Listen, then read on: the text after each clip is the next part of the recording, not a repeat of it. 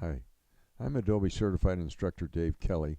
Welcome to the first of the neat Lightroom tricks. Plenty more to follow. Adobe and all of the Lightroom experts tell us that we should start our workflow to develop an image in the basic panel of the Develop module. And quite often that's not a very good idea. The basic panel is about exposure. And we know when we move the exposure, highlights, or white sliders to the left, we're going to decrease the brightness of the image. If we move the exposure, shadows, and blacks to the right, we're going to flatten out the image because we're going to decrease the contrast. So when we look at an image like this, we know this image is outside the dynamic range of the camera. But if we photograph on manual mode and spot meter correctly on something we think is an average brightness, which in this case might be this area right here, we'll get the leopard exposed correctly. But by doing that, we're going to burn out all of the highlights in the sky. And that's exactly what happened. So if I were to take this image into the basic panel and use the tone sliders to try and recover the lost detail in the sky, my only choice is going to be to darken the entire image, which means I'm going to lose the exposure, the correct exposure on the leopard. And that doesn't seem like a very good idea to me. In fact, it doesn't make any sense either. When you really learn Lightroom, find out that you can recover the lost detail in the highlights and shadows, add contrast to the image, and even put some blue back in the sky using the other panels and tools available in Lightroom. So let's see how we can do exactly that. First, I'm going to get rid of the left side columns here and get a little more screen real estate.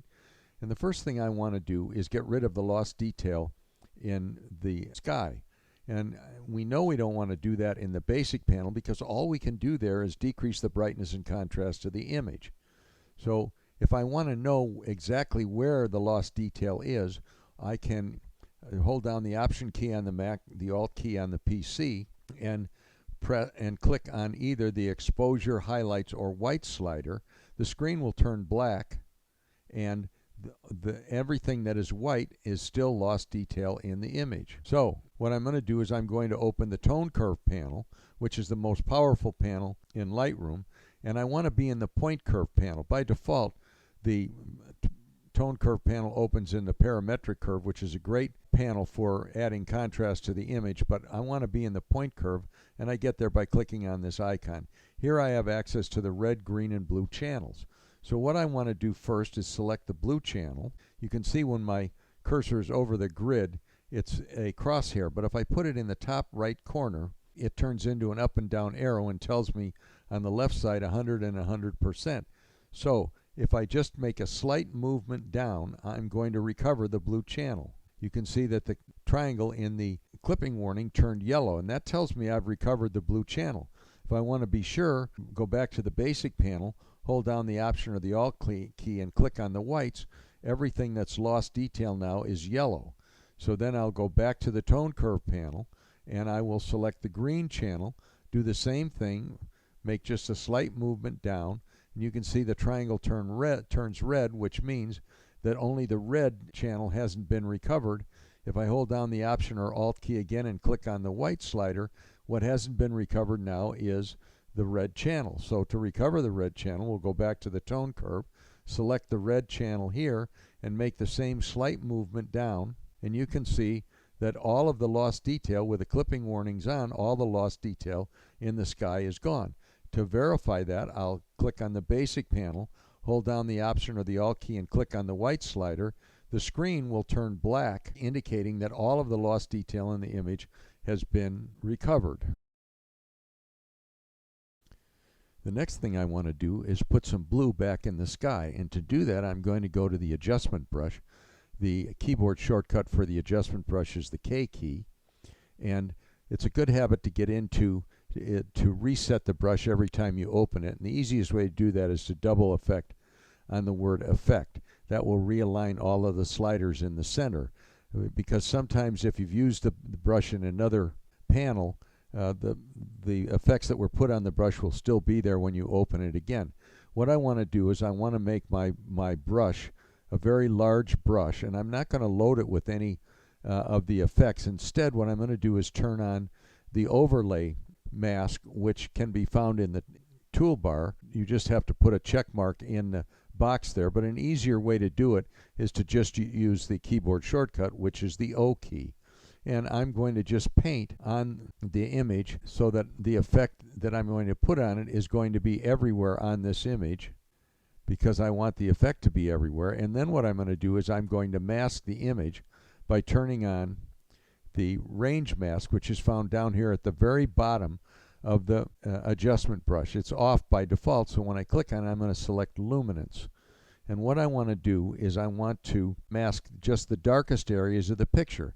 And to do that, I'm going to move this over to the right, and you can see that most of it is being masked.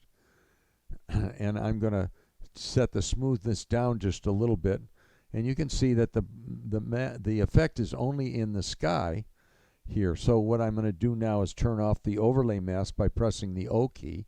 I'm going to select blue from the color picker box because that's the color I want to put in there. And then I'm going to take the whites and slide the whites to the right, or left, I'm sorry, the highlights to the left, and the exposure slider to the left. And you can see I'm bringing back some detail in the blue sky. So once I've done that, I'm going to get out of the adjustment brush by pressing the K key. I'm now back in the tone curve panel, and now I'm going to go to the basic panel up here at the top, and I'm going to go to the presence sliders, and we'll add some clarity to the picture by taking it up to about 50. Clarity adds detail to the midtones and seems to sharpen the image a little bit. The next thing I'm going to do is add just a little bit of texture to the image, because to see if we can't get a little more detail in the leopard's fur. And I could add a little vibrance if I want to this image. Once I've done that, the next thing that I want to do is I want to sharpen the image. So I'm going to go to the detail panel, and this image was shot with an ISO of 200, so I'm not too worried about noise in the image. Instead, I'm going to take the sharpening up to about 85 or so, and then I'm going to mask the sharpening because the entire image is now sharpened. So what I want to do is put the leopard's eyes in the preview window here. I'm going to click on this icon here and bring it over, and now I have the leopard's eye there, and I'll blow the leopard up on the screen. So what I'm going to do now is I'm going to hold down the Option key, and I'm going to use the masking slider, which does exactly what its name says. It masks the sharpening. When I click on the slider by holding down the Option key on the Mac, Alt key on the PC, the screen turns completely white, and as I move to the right, you can see that areas of the picture are turning black. Everything that is turning black is being masked. All the sharpening is being masked. So when I let go of it, the picture comes back to the way it was. And if I click on this light switch here, I can turn off all the sharpening.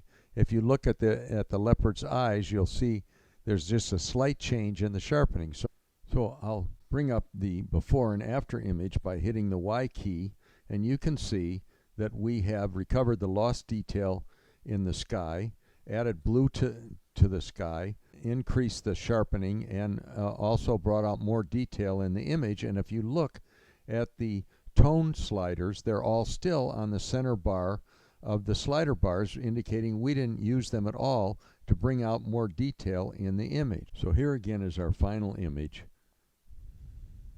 All of these procedures and techniques are available in my book Lightroom Classic Made Easy version 9, which is available from Amazon.com in both the hard copy and the Kindle version. Thanks very much for watching.